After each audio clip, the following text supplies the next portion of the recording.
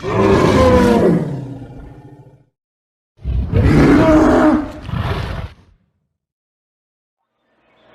is incredible, Frank. But explain this. Why did it make you and Dyna Girl go into slow motion? Well, actually, nothing slowed, Electra Woman. It was you who sped up. You see, with electrostrobe, you move, you react, you even think 10,000 times faster than normal. Oh. And Electra Woman's incredible speed made everything else look slow. Precisely. Electra, wow!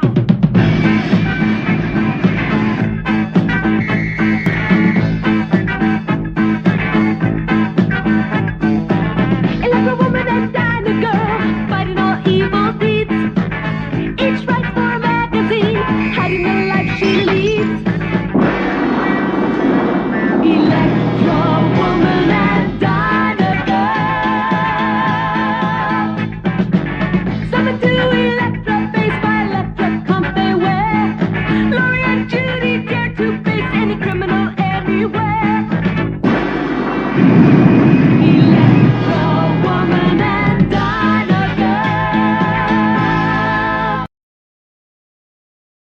In 1976, Sid and Marty Krofft created a series that would air on their Krofft Supershow, a children's variety show hosted by a band called Captain Cool and the Kongs.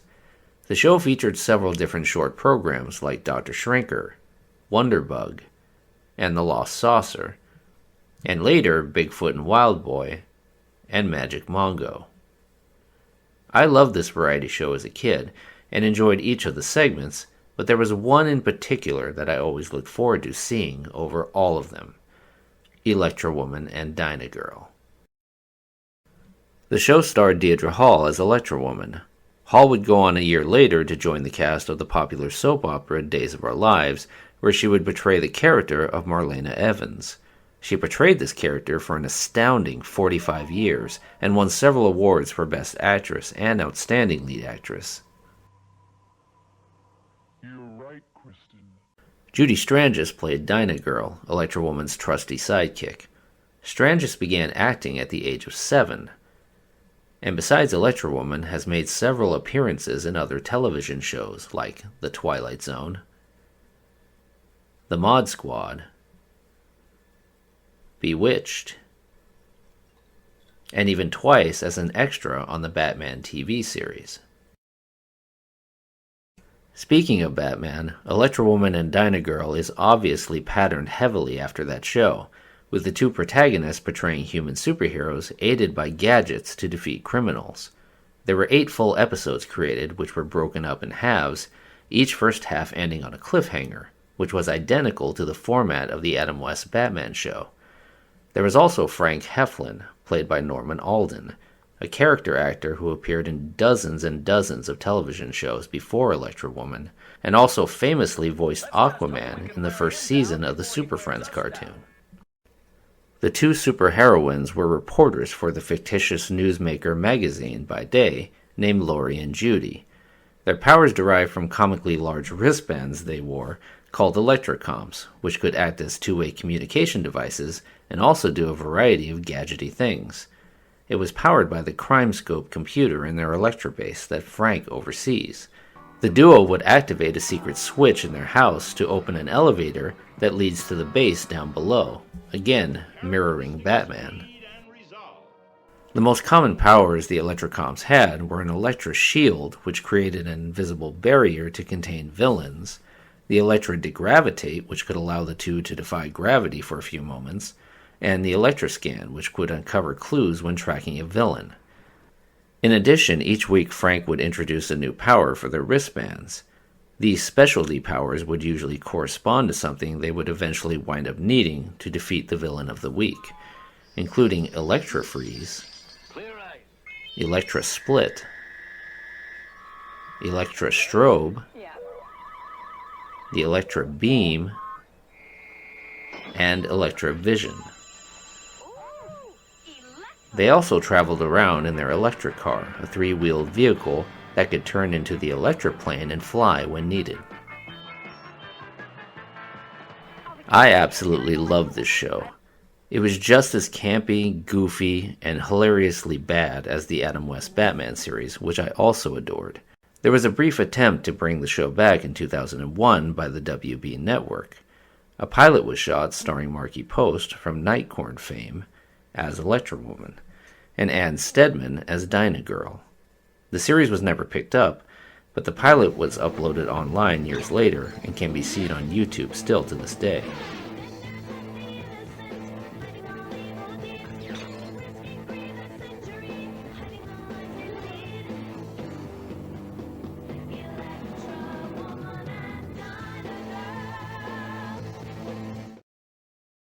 Now, since there are only 8 episodes of this show that were ever made, I'm going to briefly go over the plot of each one of them.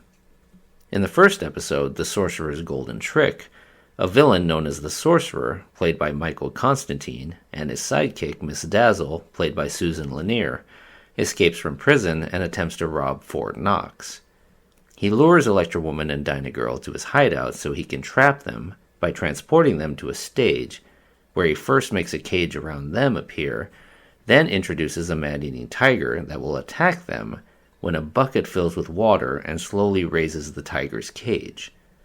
He, of course, also leaves the key to their cage just out of reach and cackles before going away without staying to ensure their demise. It's definitely tropey, absurd, and ridiculous, and I absolutely love it. They escape after Electra Woman boosts Dyna Girl up so she can gymnastically flip over the top of their cage and unlock it before the tiger cage is raised enough for him to attack. They then go back to Electra Base and Frank gives them the Electra Beam add-on, which can push and pull objects. Grid. Right. Watch the Electra beam. Stop it. Electra Super!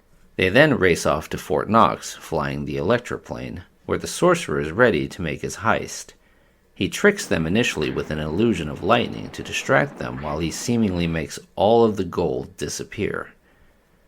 The Electra duo Electra degravitate out of the lightning and then pursue the Sorcerer. He tries to stop them by using a glowing ball to try to hypnotize them, but they use the Electra beam to shove it back into the Sorcerer and Miss Dazzle's face, hypnotizing them. The two then figure out that the gold disappearing was just an illusion, the inference being that the Sorcerer was trying to make people think the gold was gone, so he could steal it later when Fort Knox's security was gone. The Sorcerer is then sent back to jail, where he vows revenge. Now you see them. And now you don't. The second episode is called Glitter Rock, and features the villain duo of Glitter Rock, played by Mark Robinson, and Sideman, played by Jeff David. This episode's villain is very reminiscent of the Pied Piper villain in an episode of Wonder Woman of the same name.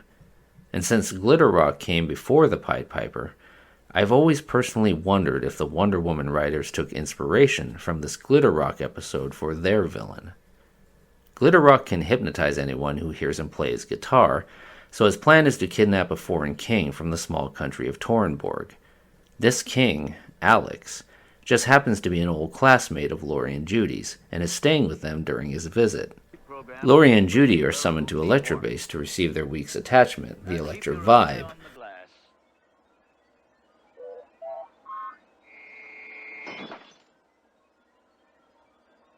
Very impressive, Professor. Terrific!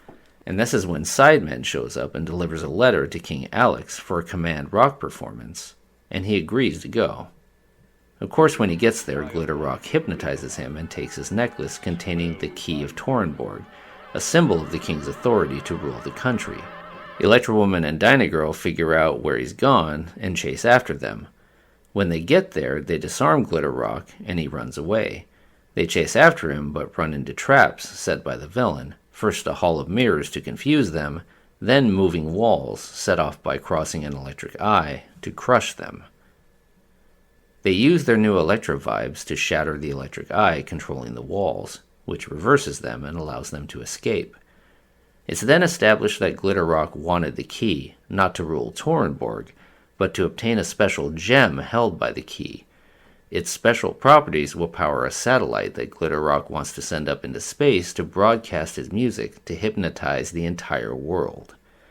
Electra Woman and Dyna Girl return to Glitter Rock's base but are hypnotized by his music and are being led to climb up and step off a high ledge to their demise. King Alex has followed them and yells to wake them up just as they fall.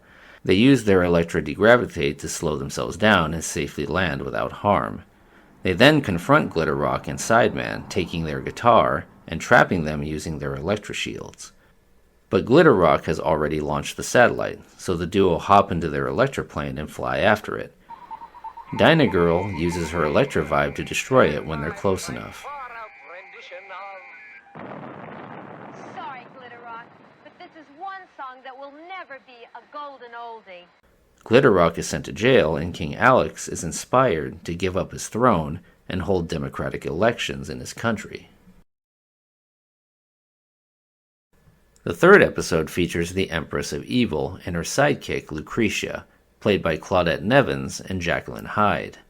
It opens with the Empress appearing in the Electra base and warning Frank that when Electra Woman and Dyna Girl get there, she will have an announcement for them. She then disappears and Frank summons the heroines back to base. In the meantime, the Empress and Lucretia are bemused at the prospect of challenging and defeating the Electra duo. The Empress amuses Lucretia by performing seemingly magical tricks. When the Electra duo get back to base, Frank informs them of the Empress and gives them an attachment called the Electra Split, which can split objects into two, but says it won't work on people. Electro Wild, Frank! That is Electro Wild! The Empress then appears on the screen and teleports Dyna Girl to her lair, so the two heroines are separated, thus being weaker.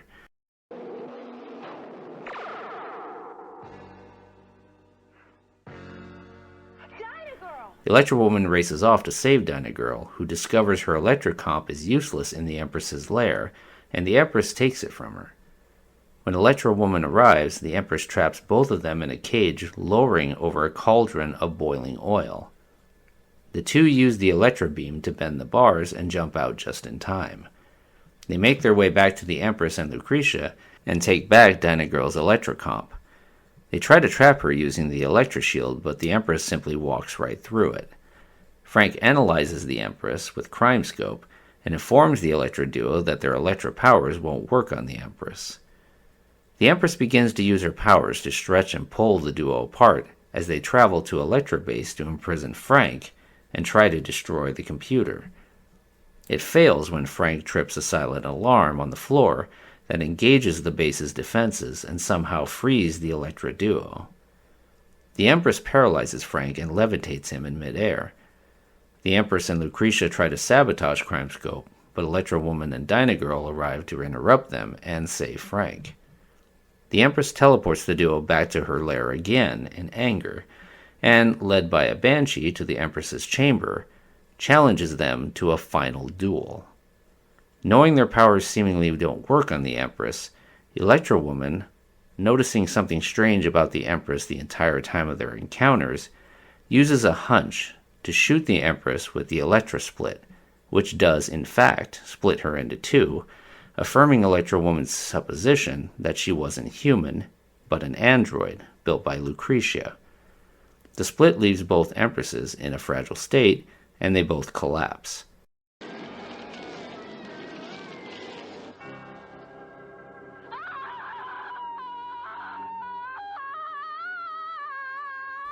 The Electra duo arrests Lucretia, and Frank explains how she was once a famous hypnotist and electronics genius who had turned to crime, and that all of the Empress's powers were just illusions. In the fourth episode, a villain named Alibaba and his sidekick Genie, played by Malachi Throne and Sid Haig, wants to steal a formula made by a Russian scientist named Yuri Nabokov that makes anything turn to its opposite. He's flying in to attend a scientific convention that is being covered by Laurie and Judy. Frank summons the girls to Electra base after Alibaba kidnaps Nabokov's plane. Frank explains about the opposite formula to the duo when Alibaba suddenly appears on their screen to taunt them. The Electra heroes go off to find him after Frank gives them their new attachment, the Electra Freeze, which does just what the name implies. When the pair arrive at Alibaba's, he strikes his gong and traps them hanging over pots of boiling oil. The Electra comps don't seem to work to free themselves, and he uses this situation to blackmail Nabokov into giving him the formula to save the Electro duo. The formula comes in a perfume-like bottle spray. Just then, the duo's Electrocomps regain power, and they free themselves using the Electra freeze to freeze the oil and nets. Alibaba and the genie run off with the two heroines chasing after them. The two wind up getting separated, and Alibaba uses this opportunity to spray Dyna Girl with the formula, which turns her evil. It's working! The metamorphosis formula has turned her into her exact opposite. Dyna Girl has changed from superheroine to supervillain.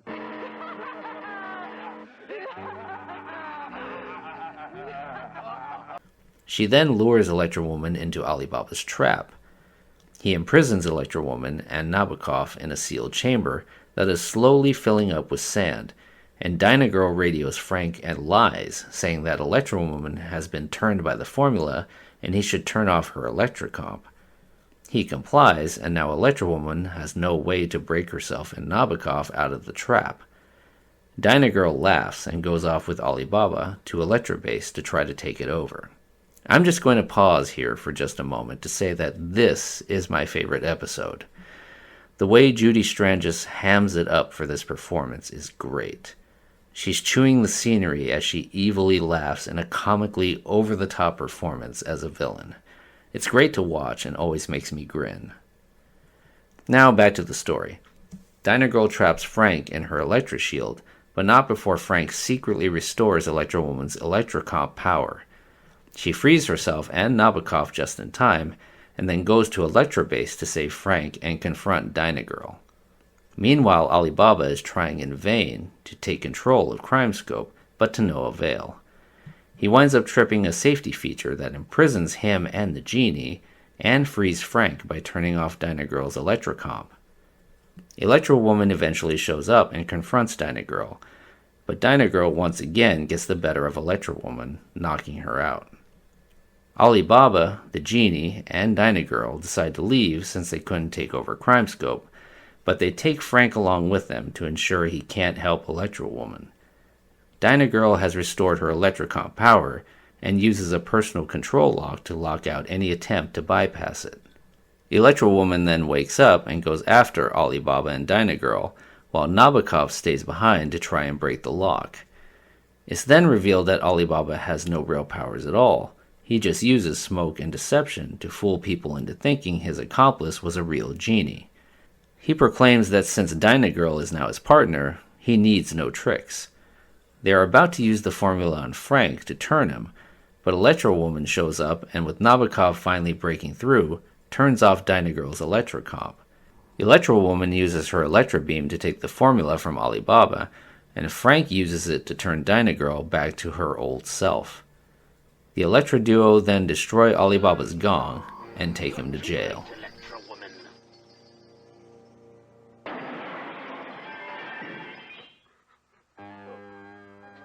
Oh,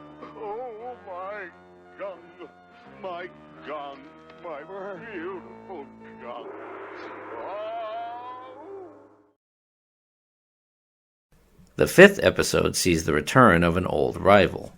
Titled The Return of the Sorcerer, it once again features the titular villain and his sidekick Miss Dazzle. This time the sorcerer is using a magic mirror that supposedly belonged to Merlin the Magician. This mirror can send people into a portal and emerge in any time they wish. He uses this to steal priceless works of art and artifacts from different points in time. He shows up on CrimeScope to taunt the Electra duo and challenge them to figure out how he's stealing the items and try and stop him. He tells them the next target are the crown jewels of England. Frank gives the pair a new attachment, the Electra G, which can increase the weight of anything it's used on, and they race off to the museum, only to see the crown jewels disappear before their eyes. They scan the area, but can't find any trace the sorcerer had ever been there. A note then appears, and it's a trap, where a giant pair of hands begin clapping, which disorients them. Frank tries to tell them it's just an illusion, and Electro Woman uses her Electroscan to find the source of the illusion, and she then turns it off. The heroines go to the sorcerer's hideout using CrimeScope to track the location, But when they get there, they can't see anything because it's another illusion. They again use ElectraScan to figure out what's going on, and they use CrimeScope to guide them in the invisible doorway. Once there, the sorcerer escapes through the mirror, and the duo go after him. They follow him to his next destination, where he steals the Mona Lisa from Leonardo da Vinci, but not before sending Frank a riddle about how he's stealing the items, because, of course he does. He takes the painting and disappears before Electra Woman and Dyna Girl can stop him. They follow him back and manage to take back the painting, but the sorcerer leaves the mirror and then smashes it, trapping the Electra heroines inside of it. Frank then somehow finds a way to use CrimeScope to rip a hole in space-time to free them. Okay, not sure how that works, but anyway, the duo get out and head back to the sorcerer's hideout, where they use the Electra G attachment to render him too heavy to move, and he crashes through the floor. So heavy, I can't move. Don't go away, sorcerer. Very funny, Electra Woman. Very funny. I told him that meant 7 years bad luck. The 6th episode features the villain, the Pharaoh, and his partner Cleopatra, played by Peter Mark Richmond and Jane Elliott. They break into a museum to steal an Egyptian pyramid artifact that holds a secret crystal that will release a powerful being known as Solaris, so that he can use this beam to rule the world. Laurie and Judy arrive there to do a story on the exhibit and find that the guard has been incapacitated and the artifact stolen. They return to Electra Base, and Frank informs them that it was the Pharaoh that stole the artifact, and then he gives them this episode's attachment, the Electra Strobe, that speeds up the wearer's actions by 10,000 times.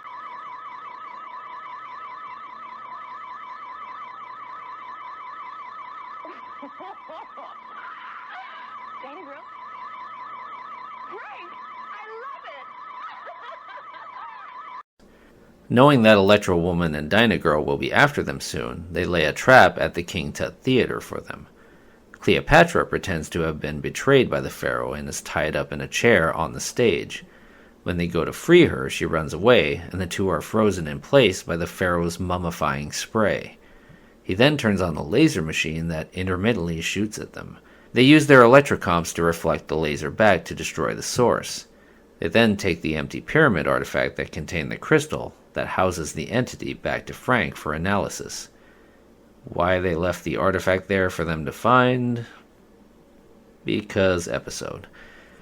Meanwhile, the Pharaoh is using an incantation to activate the crystal and release Solaris. He's successful just as the Electro duo arrive. He orders Solaris to attack them. The pair try to use their electrocomps to stop it, but are unsuccessful, and Solaris knocks them both out.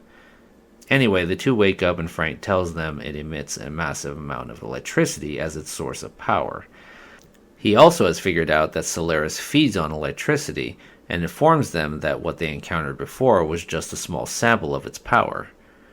Cleopatra then appears on CrimeScope's screen and announces to the world that they will drain all the energy in the city, and they won't return it unless they give them $10 million in small unmarked bills. Just then Electra Base goes dark as he steals all the power as promised. Electra Woman and Dyna Girl race off in the Electra car to the Pharaoh's barge to confront him, while Frank restores power to Electra Base. The Pharaoh orders Solaris to attack again when they arrive, and at first they use their Electra shield to hold it back, but have to Electra degravitate to get out of its way when Solaris begins absorbing their power and breaking through. They tell Frank they need more power, and he delivers, holding the shield for a moment. Electra Woman gets the idea to use the Electra Strobe to increase the Electra Shield's power by 10,000. The increase is too much power for Solaris, and as it tries to absorb it, it is destroyed. Electra Woman then uses the Pharaoh's own mummy spray against him, and Dyna Girl imprisons Cleopatra with her Electro Shield. Episode 7 introduces the Spider Lady, played by Tiffany Bowling, and her assistants, Spinner and Legs, played by Bruce Fisher and Robert Sutton. It starts at the embassy of a tiny country of Baklava. Laurie and Judy are there doing a story on the shrine of the golden spider god. They ask questions of the monk guarding it, but he isn't very chatty, and they can't really get any answers from him. There's also another reporter there, who turns out to be this episode's antagonist, the Spider Lady, who does a Wonder Woman spin while fake laughing to change into her outfit. Then her two goons appear out of nowhere, who I guess have been roaming around, apparently already in costume, with nobody noticing. She intends to steal the golden spider relic for herself, as it's worth tons of money, obviously, and she hints that she'll get Electra Woman to do it for her. We then cut to Electra Base, where Frank gives them the Electra X attachment, which functions basically as an X-ray device. He then tells them that the Spider Lady has been spotted in Baklava. She's already well known as a notorious thief who has stolen rare things before by using disguises. They race off to the embassy to scan the area and pick up something, which turns out to be the Spider Lady's two goons. They split up and each chase one of her henchmen, with Dyna Girl catching her prey and imprisoning him in her Electra shield. But Electra Woman falls into a trap when Spider Lady drops a net on her.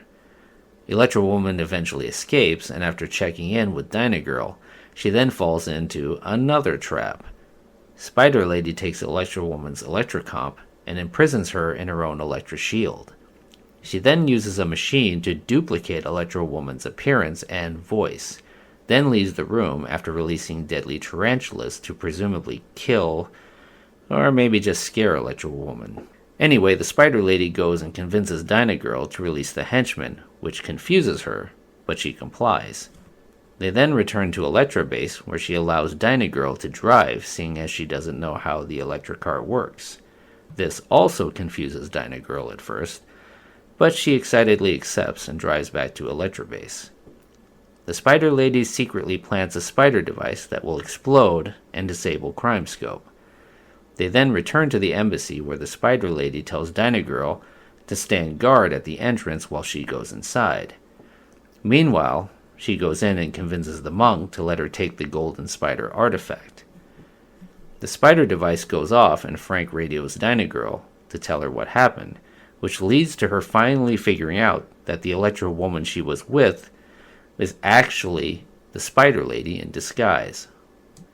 Now, the spider device has taken down Crime Scope, but that also means that the Electra shield holding the real Electra Woman is also down, and she escapes. Dyna Girl runs into Spider Lady taking the artifact and informs her that she knows who she is. Just then the real Electra Woman shows up and leaves Dyna Girl confused as to who is the imposter. Since the Electra comps are down, Dyna Girl can't use the Electra X to see through the disguise, so she asks the two Electra women questions that only the real Electra Woman would know, which is Frank's middle name. Sadly, we never find out, as the real Electra Woman is about to answer, but Spider Lady reveals herself and runs away.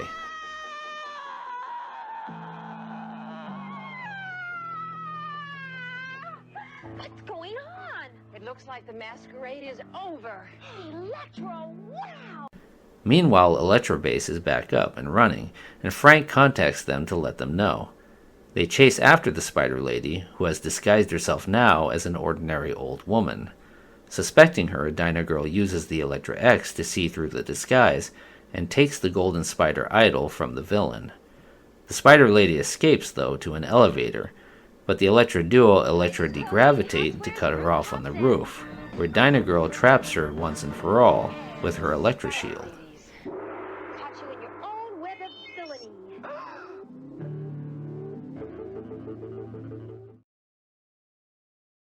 The 8th and final episode sees the return of the Pharaoh, which is an awfully quick turnaround for the repeat of a villain. This time the Pharaoh wants to steal the Coptic Eye, an ancient Egyptian artifact that is supposed to hold great power and is located in King Tut's pyramid.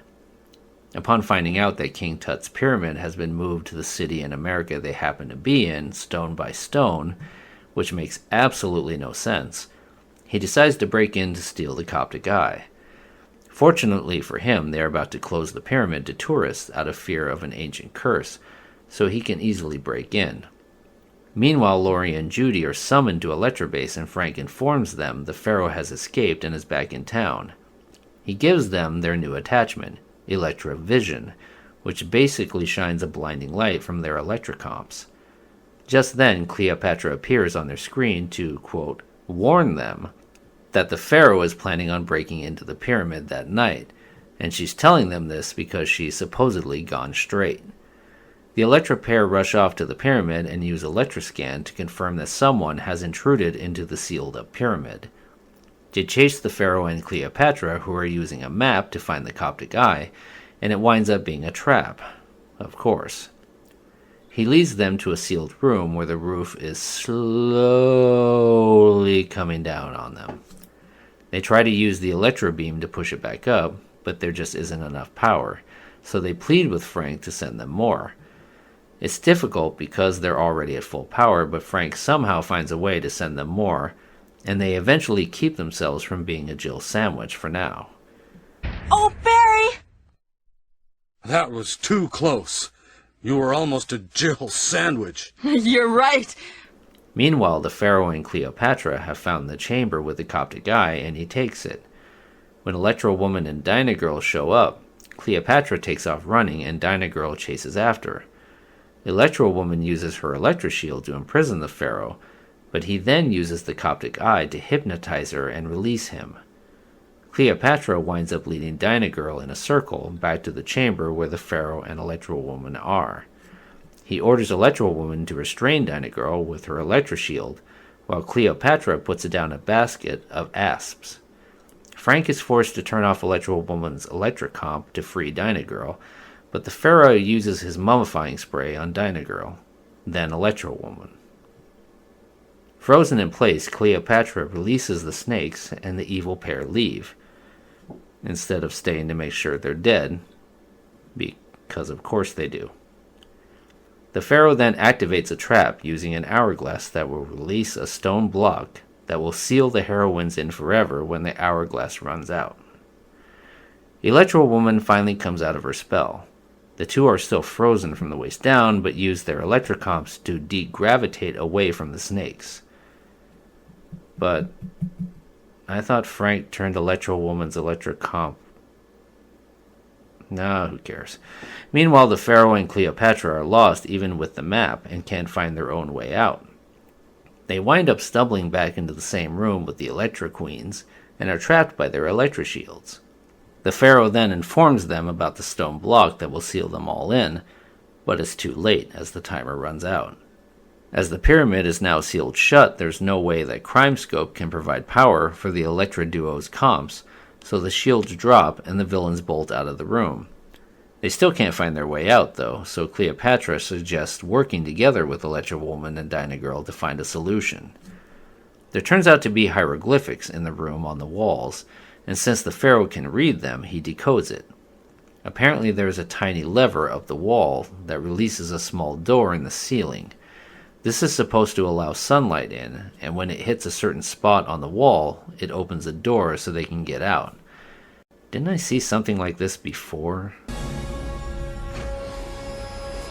Jesus, how many things stole ideas from Electro Woman anyway? The Electra buddies reach the lever by Electro Woman boosting up Dyna Girl.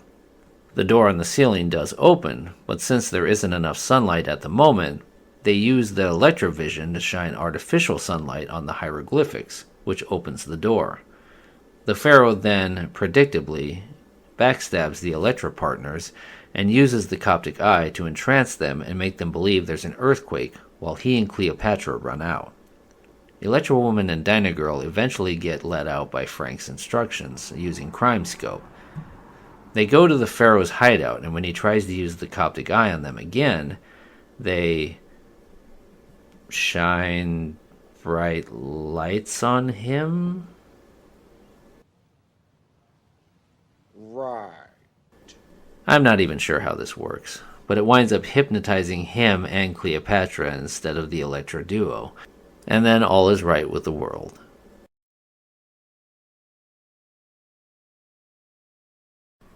As you can see, it's a silly show in the exact same vein as Batman, and it's highly enjoyable to watch, if not completely illogical and hammy.